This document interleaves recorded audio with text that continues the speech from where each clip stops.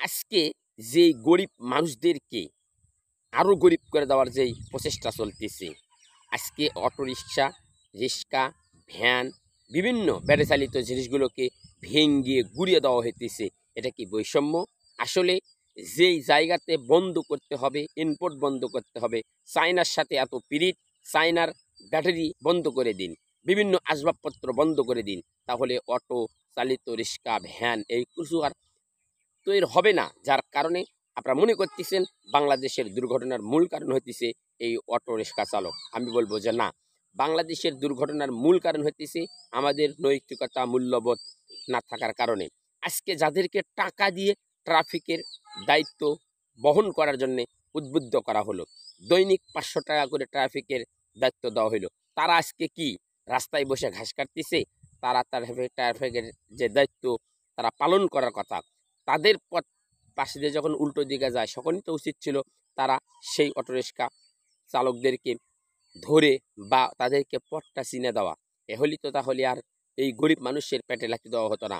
আজকে প্রত্যেকটি গরিব মানুষকে বৈষম্য স্বীকার করা হইতেছে, মানুষের আহাজারি, আকাশ বাতাস ভারী হয়ে যাইতেছে, মানুষের সামনে থেকে ছিঁড়ে নেওয়া যাইতেছে তার শেষ সম্বলটুকু, ভেঙ্গে গুড়িয়ে মুচড়ে তাকে ট্রাকে করে নিয়ে যাওয়া হইতেছে।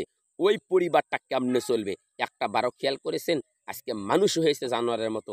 মানুষ কান্নাকাটি করার পরও সেখানে যারা দায়িত্বরত তাদের কোনো মায়া কান্না হয় না। আরে ভাই, ওই মানুষটাকে ছেড়ে দিন, ওই মানুষটাকে বুঝান এবং আইন করার আগে মানুষের ভেতরে মূল্যবোধ পয়দা করুন। ট্রাফিক আইন এটা অনেকেই বোঝে না। যেই দিকে যাওয়ার কথা নয় সেই দিকে গিয়েছে বুঝিয়ে কি হয়েছে? ওখানে কি 2 কোটি 3 কোটি টাকার ক্ষতি হয়েছে? কিছু হয় নাই। ওখানে ভিআইপি প্রটোকল নষ্ট হয়েছে? হতে পারে।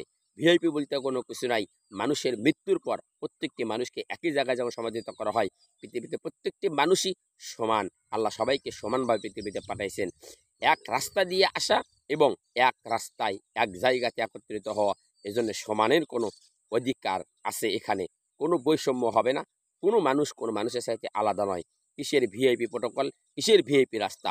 সব রাস্তা জনগণের জন্য করে উন্মুক্ত করা হোক। আর যদি না হয়, প্রত্যেকটি রাস্তাতে সিকিউরিটি বাইরে দেওয়া হোক এবং সাধারণ জনগণদেরকে, গরিবদেরকে বোঝানো হোক, যার কারণে তারা ভুল করে যাতে ওই পথে আর না যায়। কিন্তু এই রকমভাবে বৈষম্যতা করে মানুষকে কষ্ট দিয়ে যেই শৃঙ্খলাকে বন্ধ করে হিংসতা পয়দা করতেছেন, মানুষের পেটে লাথি দিচ্ছেন, মনে করতেছেন আল্লাহ তাআলা খুশি হচ্ছেন না। মহান রব্বুল আলামিন আরশে আজিম থেকে আপনাদের উপরে কঠিন থেকে কঠিনতম শাস্তির ব্যবস্থা করবেন। কারণ কথায় আছে, আল্লাহ ছাড় দেয়, ছেড়ে দেয় না।